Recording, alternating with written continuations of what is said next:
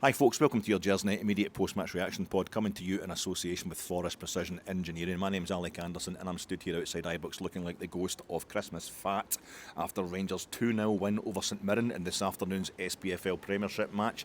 Rangers 2, St Mirren 0, and it was lovely to give those old blue door jams a nice victorious slap in the way from the main stand on the Edmondson Drive at full time today, rather than that kind of tepid little forlorn tap I gave them on Thursday night, thinking, oh my God, I hope we're much better than this when I come back on Sunday. And much better than that we were today.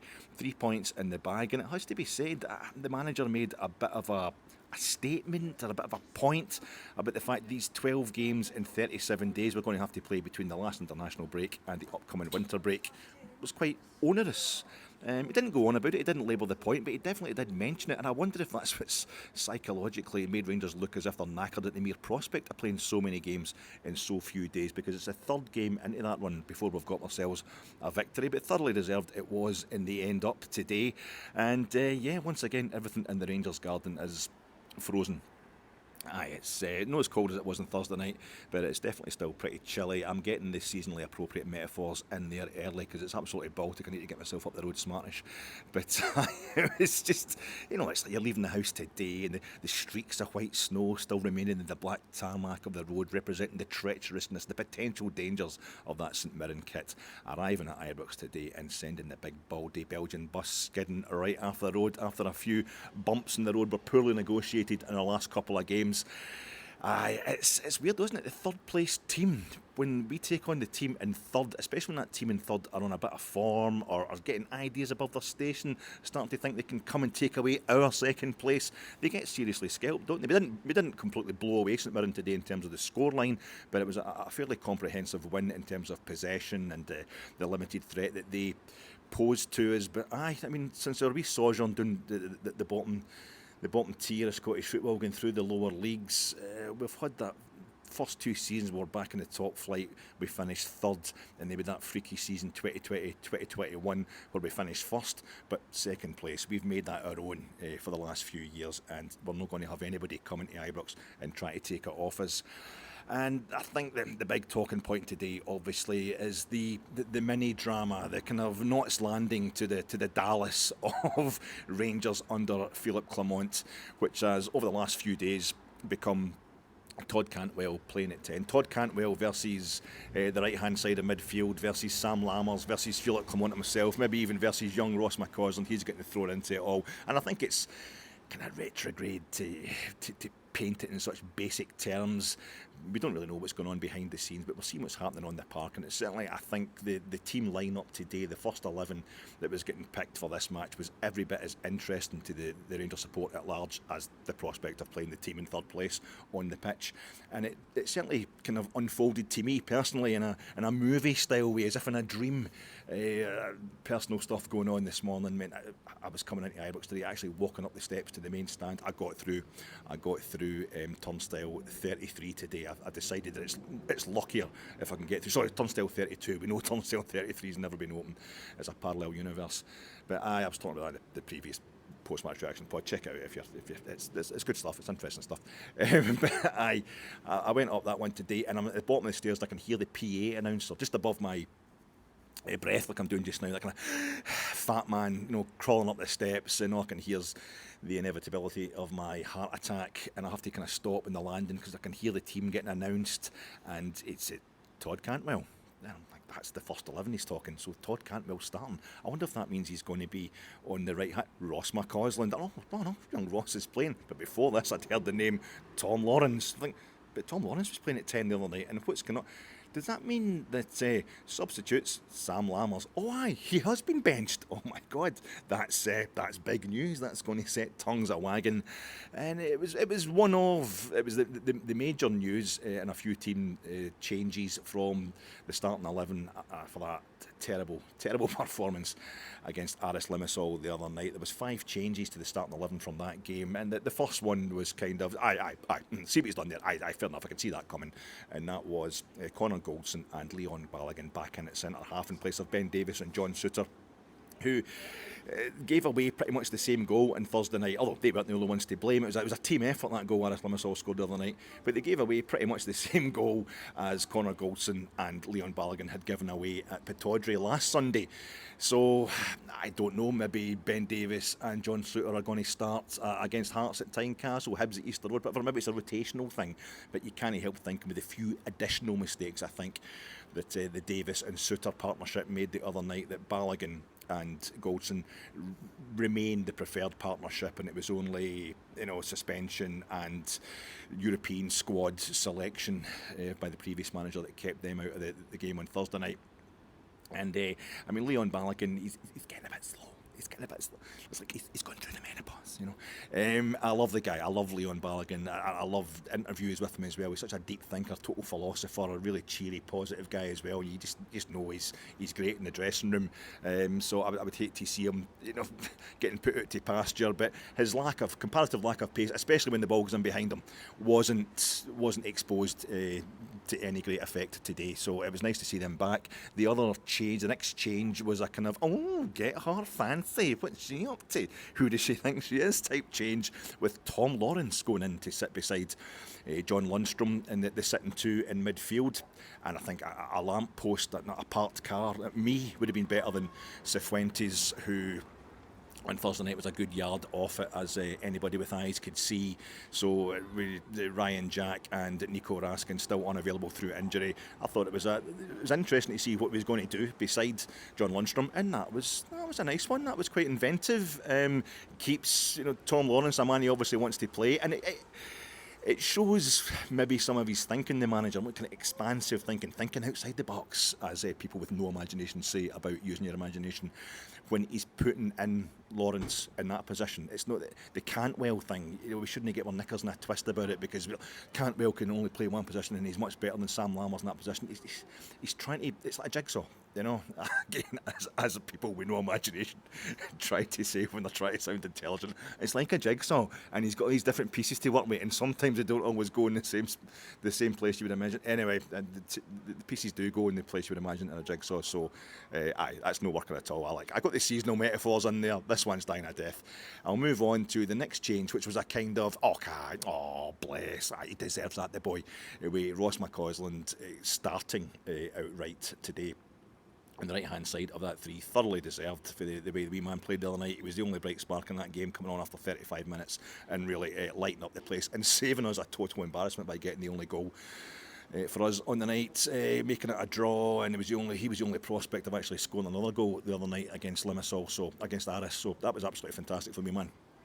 And the other change was a kind of, okay, now I can see what he's done there. And that was Cyril Dessers starting instead of Danilo up front. Danilo, who's looking tired, but Sima retaining his place and scoring both the goals and proving what the value in rewatching a game. Alec, if anybody saw my immediate post-match reaction pod the other night, it's the downest I've ever been on the team and the manager. Just randomly, I was being a bit scattergun, because, me, I like to be a bit positive. I'm one of these happy clapper loyal types. I'm part of the problem and all that kind of things, accepting mediocrity.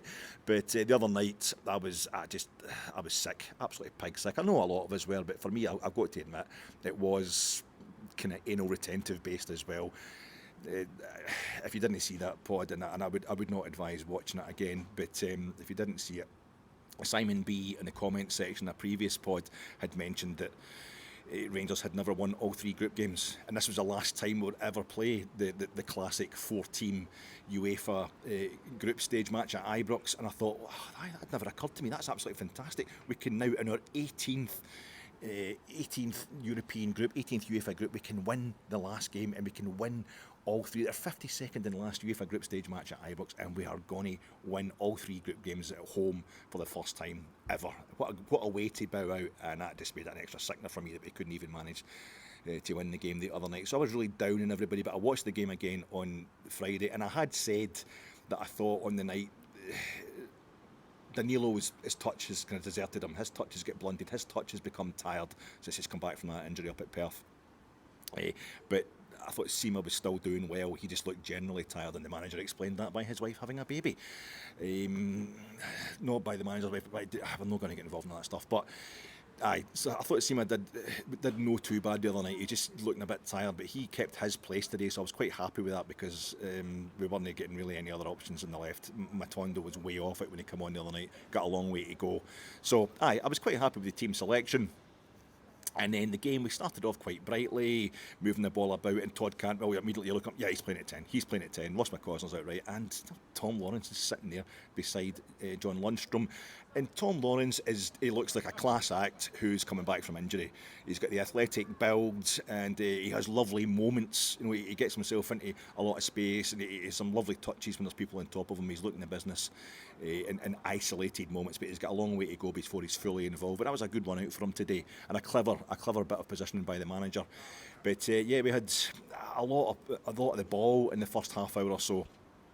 But it was St Mirren were kind of shutting us down so we got anywhere near their box. Dessers does not have the pace. He does not have the pace. He's streetwise. He's really good at holding players off. He's got a lovely touch at times, but he just doesn't have the pace to back it up at all. And I think we're now safely established that he's never going to have that pace. I thought it was a match fitness thing at the beginning of the season, but no, it really isn't. But aye, he's taking up good spaces and what have you. We're stroking the ball about at the back, a lot of possession, but every time we tried to play it through for anything kind of properly penetrative, it was just dissipating, just running out like so much snow melting over a grate and turning into brown pishy water in the drain. It was getting frustrating, and we realised that St Mirren were majorly time wasting, not from the off, some major time wasting going on. Stephen Robinson, it was really nice. Stephen Robinson, after their 3-0 win at St Mirren in the previous meeting this season, a 3-0 win at St Mirren Park. He didn't make a big deal of the penalty decisions, the sending off in that game, and obviously a former Northern Ireland teammate of Stephen Davis, and they seemed very pally before and after the game as well, very sporting, but the way his team plays is disgusting at times. And Motherwell as well. I remember Motherwell in that League Cup semi-final all the years ago. I'm still bitter about that. And I'm mostly bitter at Rangers. Nobody able to stand up to it that day. But they're quite happy to be dirty, quite happy to time waste. They're time wasting. They were getting bookings for taking so long to take shies, taking so long to take a throw in like what we're talking about.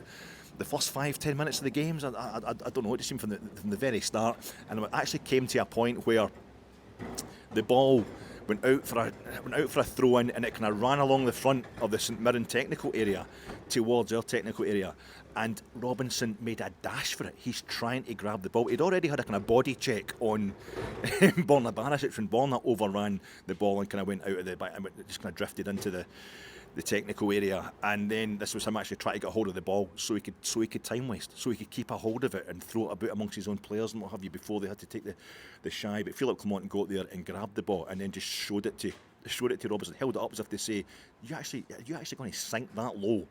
You want to get a hold of the ball so you can time waste as much as your actual players.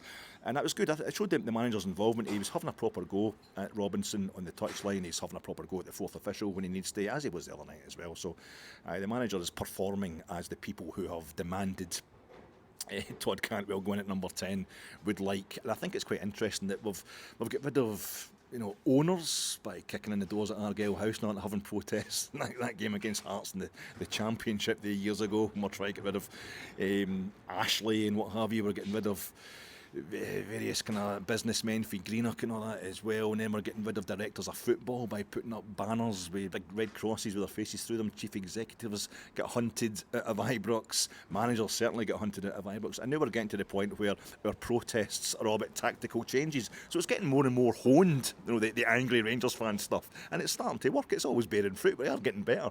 And Todd Cantwell was playing well today. He's putting himself about. Ross McCausland was some nice touches on the right-hand side. I say it wasn't coming to anything. And then we just had this little moment where the ball gets played up to Cyril Dessers, who I'm slagging him off for his lack of pace, but what he did utilise really well. He's almost playing a kind of inside right role, and he's wrestling with the only Cypriot we come up against tonight. St Mirren, I think, with more Cypriot players in their team tonight than Aris Limassol had on Thursday, and he's wrestling with Big Gogic really well, spins him, plays the ball inside to the on-running Todd Cantwell, who just holds up. Again, he's trying to beat guys. He's holding it up too much. He's dilly-dallying on the ball as he beats 2 or 3 guys, or outpaces 2 or 3 guys, and he's trying to beat somebody else on about the penalty spot. I think Abdallah Sima comes in and I'll just sort this nonsense out, and just whacks it right off Todd Cantwell's toes into the back of the net, right in the stroke of half-time. That will do nicely, thanks. Come out in the second half, looked a lot more comfortable, a lot more relaxed.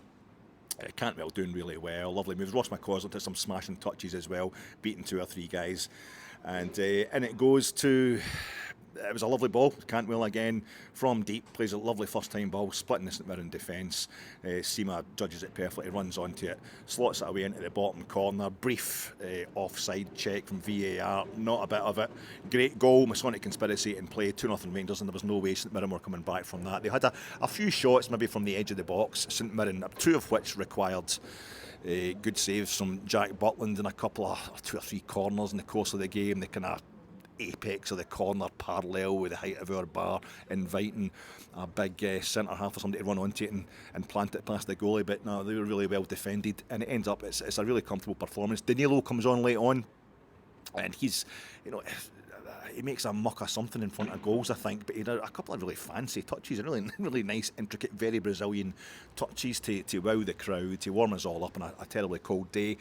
And Sam Lammers comes on with about 10 minutes to go as well, and I felt heart sorry for him. He did a couple of nice wee touches, and then he does that thing where he got himself into space. What a lovely 1-2 with Danilo, I think it was. And he's kind of back to goal, but he's about 6 yards out, and he turns and just fluffs it right across the goal where he gets pulled out. He kind of pulls away for a by kick almost past the far post. But there was a bit of polite applause for him, almost an apology for the way he was treated the other night. So what do we make of this? The manager's just... If he had a kind of personal beef with Todd Cantwell wouldn't be playing. But he's had him on that right-hand side of the 3, and he wants him to try and play there. He thinks he can play there, and when he hasn't been doing what he's supposed to be doing, he's hooked him at half-time at Hampden, and then he hooked him after 35 minutes the other night. He can't really hook him any earlier than that. He just shouldn't be getting played. But it's obviously no vindictive. It's obviously not spiteful.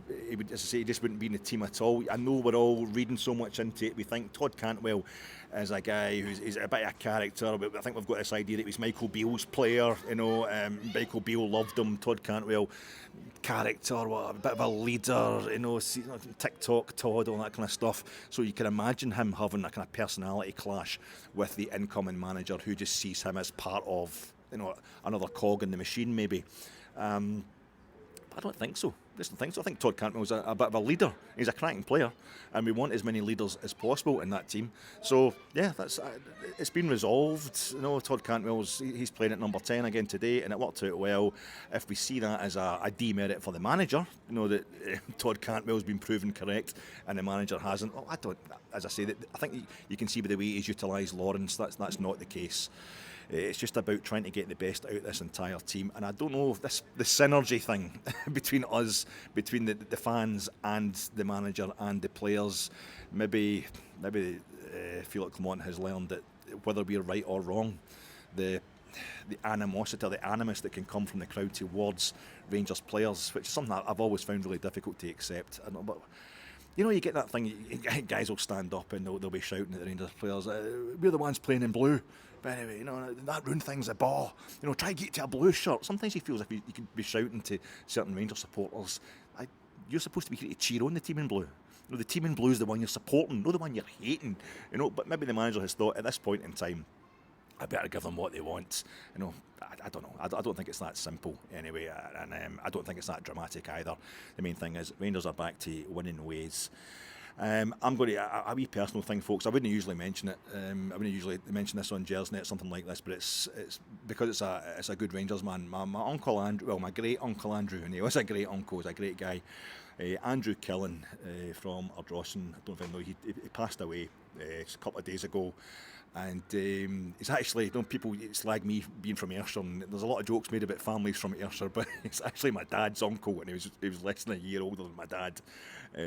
People liked having kids in those days. I remember my great gran and stuff like that. But He's my gran's wee brother, and he passed away the other day. And what a diamond of a guy! Absolutely, one of the guys that was a family doing or something like that. And you knew he was coming. You knew you were going to get a laugh, going to get a great time. Worked him and my dad when they were growing up in Gersnet. It was hard times and all that. You know, didn't have a lot of money and stuff like that. But the two of them made the best of their life and worked hard for their families. And my heart goes out to the whole Killen clan right now, but he's a proper Rangers man as well, and he, no like me, you know, writing stuff about it and going on these podcasts to talk about, you know, I support Rangers. Wow, that makes me special. He just got on with it, worked all over the world to provide for his family.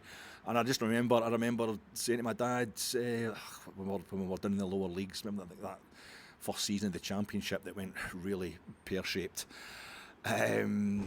The game against Cowdenbeath, remember we drew 0-0 with Cowdenbeath at Central Park, and I was talking to my dad the next day. There's no way I was going to a game like that. I was just going to the games at Ibrox and Hampden, even then.